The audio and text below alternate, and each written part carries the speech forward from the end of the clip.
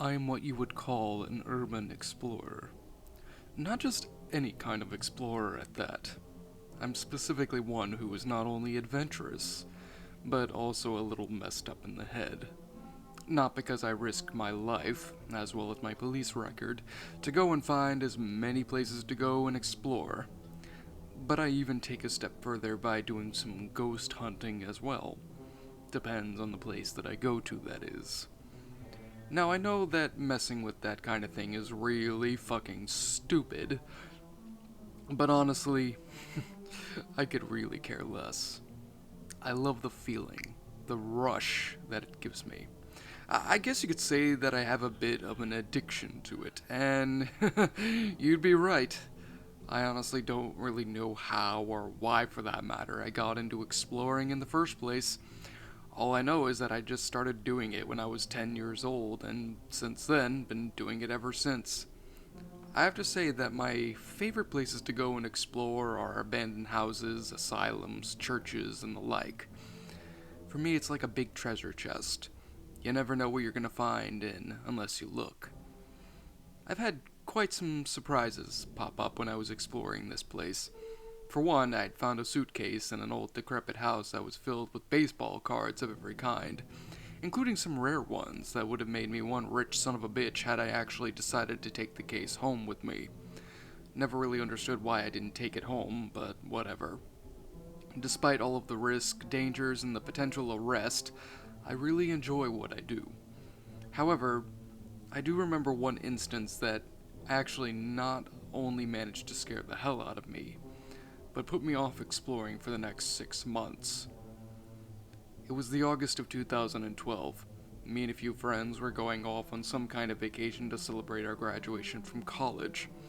I can't really recall where we were planning on going to, but what I do remember was that I was located in Austin, Texas. However, it was an 18-hour long drive from Minnesota to Austin, Texas. Now, the drive itself wasn't really that bad. If anything, it was one of the most memorable moments of my life. Me and two friends all laughing, telling jokes, and listening to all the Metallica we could stand before our ears bled. Now, despite the fact that we had a GPS, we wound up getting our asses lost. Don't know how we got lost, but if I had to make a guess, I'm thinking it was a crappy operating system programmed into that GPS that we bought. And then again, it was only $20, so I guess you get what you pay for. But all dreams of getting to that weird place we were planning on going to dashed, we all decided to take a week of our vacation in the place that we had managed to land ourselves in, Odaville, Connecticut. The town itself wasn't really as big as we expected it to be. It had some of the basics: a simple grocery store, a pub, a few small hotels, some other shops, an apartment complex, and a large town hall. But that was about it. Despite the fact that there wasn't very much in the town, we decided to stay at one of the hotels and just chill there for the week. Once we had all gotten ourselves checked in, unpacked, and rested up, my friends decided to send me out into the town to check and see if there was anything to do there. I was a bit reluctant, seeing how there was really nothing special about the place, but I sucked it up and went. On my drive down to the main part of town, I accidentally made a left turn when I was supposed to turn right, and found myself going down dirt roads filled with rows and rows of wheat and corn crops. Now, I would have turned around and went back to the hotel, but since this was only a one-way road, I couldn't actually turn around without crashing into something. This meant that I had to keep driving until I found a separate road or driveway to pass by. After about 20 minutes of driving in complete and utter darkness, I wound up coming up to a large red farmhouse in the distance. About 5 minutes later, I finally got myself to where the barn house was located. To my surprise, the farmyard surrounding the barn was a lot bigger than I had originally anticipated. However, it wasn't the size of the barnyard that was the most intriguing, it was the oddness of the setting. The barn house itself looked very faded. The red and white paint that had once adored the wood was now chipped and torn. The grass surrounding the farmhouse was exceedingly long, about 4 or 5 inches in height. The actual home, to what I assume must have been the farmers, looked like it had been touched in months. I wondered to myself if this place was abandoned, or the owner was just lazy as fuck doing his job. After turning my car around, I managed to get myself back on the small town. This time, instead of searching around for interesting places, I stopped at the local pub and decided to get some kind of answers about that barnyard place they'd just been at. It wasn't easy getting anyone to actually talk to me, mostly because of the fact that most of the people there were either drunk or passed out on the floor. But I wound up meeting up with somebody. Well, specifically getting someone to talk to. It was an old woman, about 5 feet in height. She had long orange hair, wore pink glasses with small chains around the ends, wore a very traditional looking blue and white dress with matching apron wrapped around her waist. She also had flower earrings and pink high heels. I remember walking up to her and asking some questions about the barnyard that I had just been at. She gave me a worried look, and then proceeded to explain that she hadn't really seen anyone come out of that farm for quite some time. Which, she said at least, was rather odd, seeing as how the farmer buyer, usually had made many trips to the town's farmer market to sell his produce.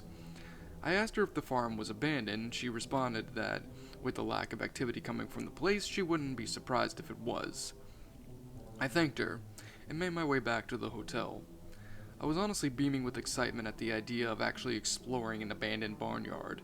When I got back, I found both of my friends had fallen asleep while I was away. I didn't really care. It just gave me more time to go out and explore.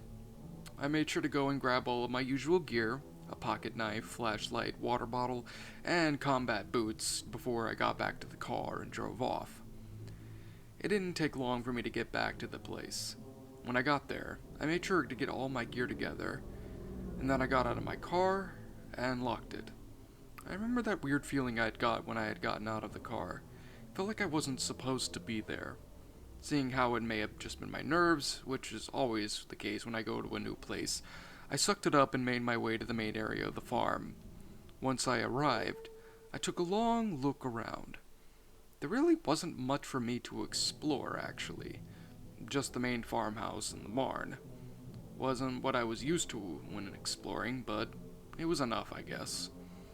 The first place I decided to go and check out was the farmer's home. I made my way over towards a small 2-story building, walked over towards the front door, and for the hell of it, knocked on it. I knew for a fact that nobody was home. I mean, it was abandoned after all. But I thought that it would be something to joke about with my friends at the next road trip. The weirdest thing happened, though. When I went to knock on the door, I found it was already opened.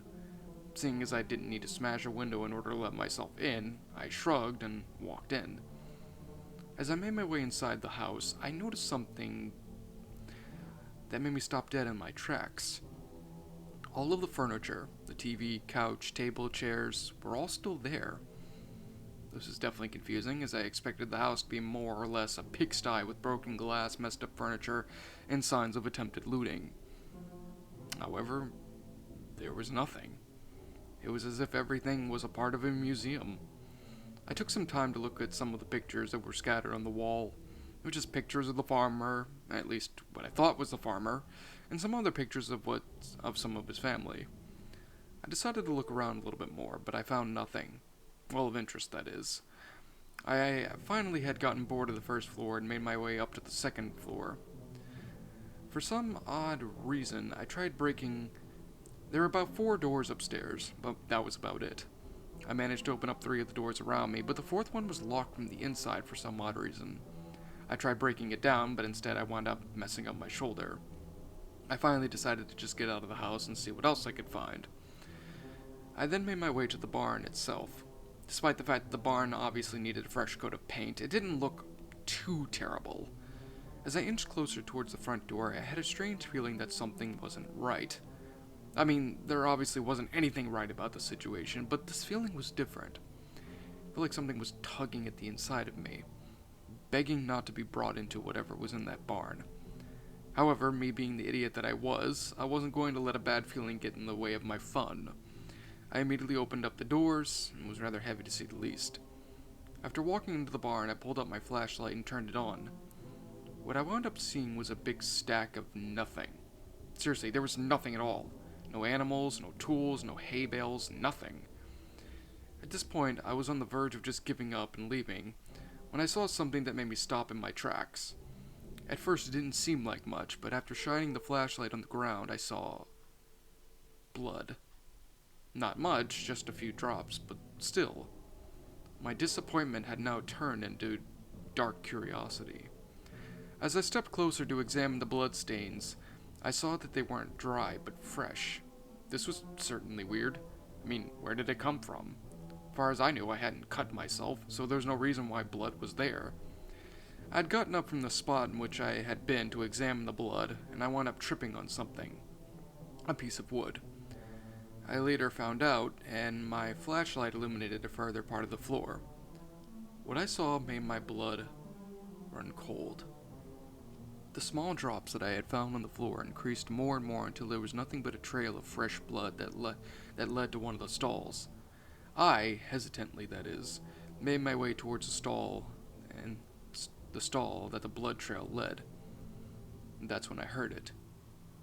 The sound of chewing. Why I hadn't noticed it beforehand, I will never know. As I walked closer and closer to the stall door, I heard the sound of munching getting louder with each step. I then reached for the stall door and slowly opened it. My nerves were shaking with every passing moment. Opening the door, I shined my flashlight at who or what was making the munching sound. What I saw was baffling. I saw a small orange ferret sitting in the middle of the stall. I sighed with relief and then cursed myself at being so paranoid. I made a few clicking noises to try and get the ferret's attention, but nothing worked.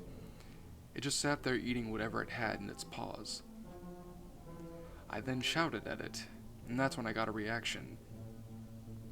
I really fucking regret that. The ferret's head shot up as if alarmed, then stood up on its hind legs, which I found odd. After it did that, it dropped what it was eating. I didn't get a good look at first, but when I shined my flashlight on it, my blood turned to ice. What that ferret was eating was the severed head of the farmer, or at least what was left of it. The head itself lacked any visible skin. Instead, it just revealed muscle tissue. The eyes and tongue had been ripped out by something, and the skull was cracked in some parts, revealing the brain inside. I had to choke back vomit at what I had seen. I then shakily pointed my light towards the ferret. It had since turned itself around when I examined the head, and what I saw still haunts me to this very day. The front side of the ferret was doused in blood, so much in fact that had I not seen its backside, I would have mistaken the red blood for its actual fur color. The eyes. Holy hell, the eyes. The eyes were pitch black, with the exception of a thin layer of white that hadn't been covered. However, the whites weren't white at all, but bloodshot. It looked at me, and then gave a toothy grin. Its teeth were covered in heavy amounts of blood, with fresh bits of gore stuck between its teeth. It continued to smile at me, and then it spoke. It fucking spoke to me. Are you as hungry as I am? I remember it saying in a deep voice. The thing then let out a blood-curdling scream. I honestly booked it at that point. There was no way in hell I was going to stay at that barn with that thing. As I ran as fast as I could, but the thing chased after me with a speed that made Roadrunner look like a turtle. I barely managed to get away from that thing by hiding myself in a random room that I found. It knew for a fact that I was trying to get it out the front door, the thing would have gotten me. I remember as I locked the door I was in, I smelled a rather vile odor. I turned around and saw a sight that still made me, to this very day still makes me retch. The entire room was packed with dead animals, some rotting, some freshly killed. Most, if not all, of the animals were either dismembered or skinned in the most gruesome fashion. I would have puked right then and there if it wasn't for the fact that the thing was ramming itself, rather hard, I might add, into the door. I know that I didn't have much time to react.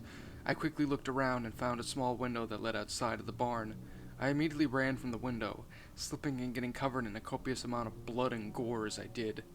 I managed to slip myself out of the window just in time before the door gave way. I had hit the ground hard, but I was determined to get the fuck out of there ASAP. I ran as fast as I could onto my car and got in. I then started it and rammed the gas as hard as I could, and I made sure to keep going until I was at least back in town.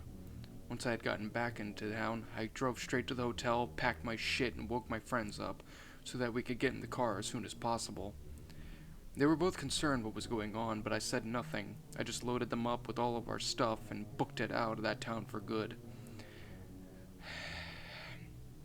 I drove the entire 12-hour trip back home with very few stops. My friends kept on trying to get answers from me, but I said nothing. I mean, what the hell was there to say? Ferret tried to fucking kill me? Once I'd gotten home, I dropped my friends off and their respective houses, and I made my way back to my home. It took me months to get over what had happened to me. I still haven't said anything about the matter, at least not up until now. I went to therapy for a few months to try and rid myself of the nightmare that had happened to me, and thankfully it worked. As of now, I currently am back to my old self again. I still have nightmares every so often about what had happened, but it doesn't affect me that badly. All I can say, however, is that I'm never going back to Odaville, Connecticut, ever again. Well, everyone, it's been a very long-ass time since I've done a review for a story, but hey, why not do one? This was Are You As Hungry As I Am, a creepypasta written by yours truly many, many, many years ago. Oh, dear merciful goodness gracious, what is there to actually say about this piece of shit? Well, first and foremost, it's a piece of shit. I never really understood how and why I thought this story was good. First and foremost, let's start off with the biggest problem here. The grammar. It's fucking abysmal. Every little ounce of it needs a complete and utter rewrite. Second of all, the story's pacing is absolutely abysmal. This is 3,000 words, people. There's really no structure to the whole thing. Basically, if I could sit there and summarize the whole thing, first and foremost, a guy goes exploring. They find a random town. Guy goes to a random barnyard, sees a small tiny little ferret eating something, runs the fuck away, shits his pants, runs off. That's basically all that there is to the story. There's not much that really glues. Ugh. To put it bluntly, there's really not much I can honestly say other than the fact the story is absolutely abysmal. I mean, we basically there's no structure. Not only that, the pacing of the story is about as stable as sitting there and skipping rocks. There is no pacing. There's none of it. It goes from one thing to another. And, you know, the funny thing is, I don't know if it's the Mandela effect or if I genuinely forgot, but I remember that there was one specific time in this pasta, I don't know if I wrote it or not, where, like, the character sitting there and driving, but finds up seeing little Freddy sitting there, and it's like, just looks at him and just runs him the fuck over. Holy shit. This was fucking hilarious. Every little bit of this was fucking hilarious. I mean, we have the Are You As Hungry As I Am, deep demonic voice, we have blood, we have gore, we have so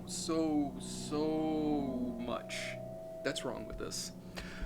I'm basically ad-libbing all of this, but I really honestly can't say much else other than this not only needs a massive rewrite, but it just needs something. It needs a full-fledged rewrite. Oh my gosh. The story fucking sucks. Maybe I might rewrite this thing, maybe I might not, but and I'm sure some of you probably noticed that I was trying to keep myself from laughing because just the very idea of seeing a tiny little ferret sitting there eating a head and just like running after her, like the fucking Roadrunner, jeez of Pete's. Oh my gosh. You know, I get this was one of the first creepypastas I wrote years back, especially after not having written one for some time, but this story, you know what, I'm just gonna say it, it's crap. That's all that there is to say. But I want to ask you guys, what do you think?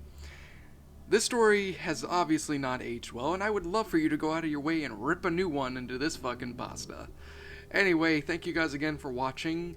I'm the Eternal Ferret, and I'm out of this bitch. See you guys in the next video.